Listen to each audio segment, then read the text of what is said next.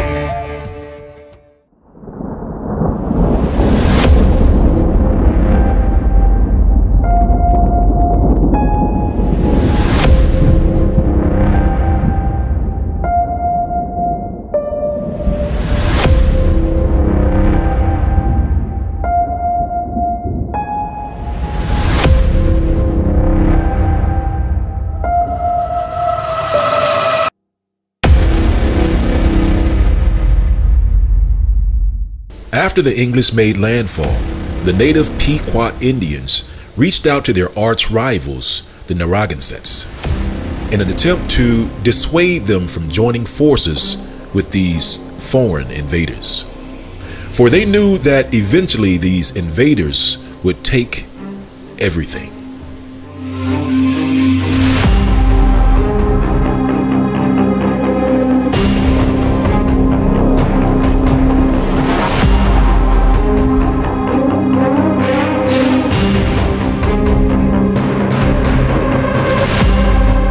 As the following reference reads, in the meantime, the Pequots, especially in the winter before, sought to make peace with the Narragansetts and used very pernicious arguments to move them thereunto, as that English were strangers and began to overspread their country.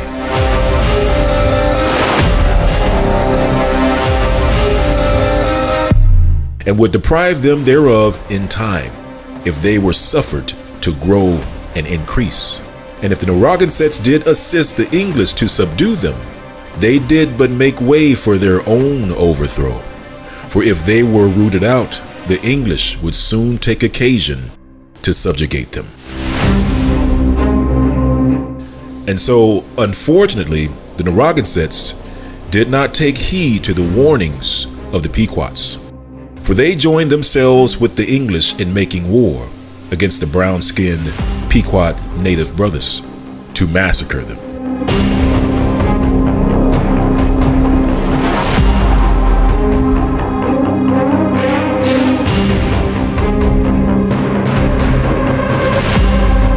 As the following reference reads, the Pequots were retired into two strong forts, one of which was situated on the banks of the river Mystic, and the other about 8 miles further was the headquarters of Sassacus, their sachem, at whose name the Narragansetts trembled, saying he was all one a god. Nobody could kill him. The council of war determined to attack the first fort they should come at, which the Indians took care should not be that of Sassacus. They made their approaches to it in the night, and sent an Indian to observe the posture of the enemy, who found them all in a profound sleep.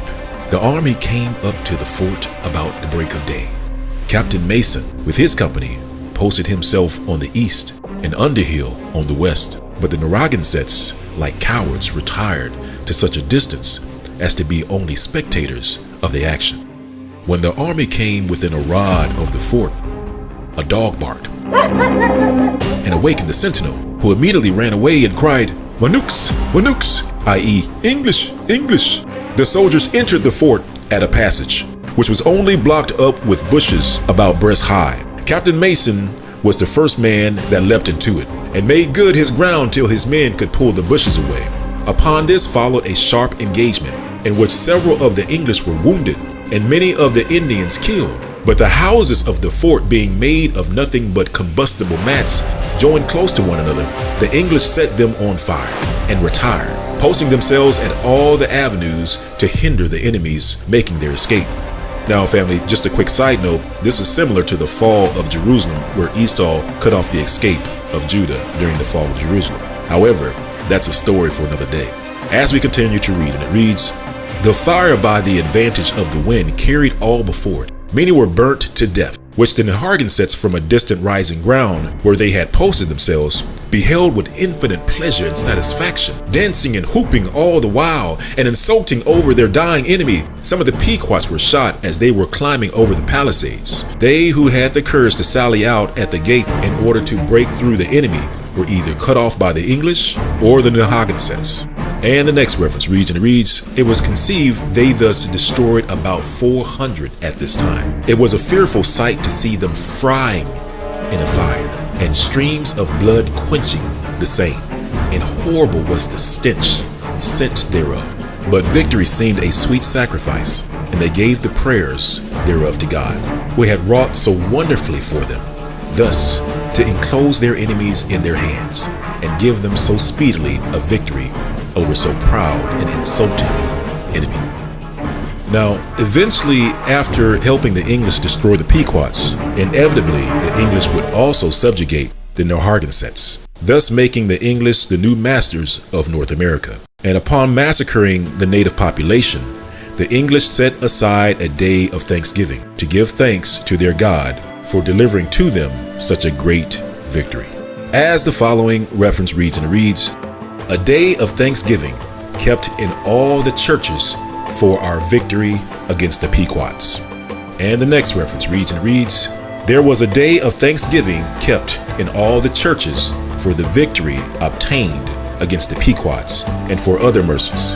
The magistrates of Plymouth officially ordered such days to be kept as early as 1623, and in 1637 an ordinance was passed, that it be in the power of the governor and assistants to command solemn days of humiliation and also for thanksgiving, as occasion should be offered." You see, family, these days of thanksgiving were later consolidated into a single day by Abraham Lincoln, during a time in which the so-called Negro was still a slave in America. And with that, family, now you know the origin of Thanksgiving Day. Shalom.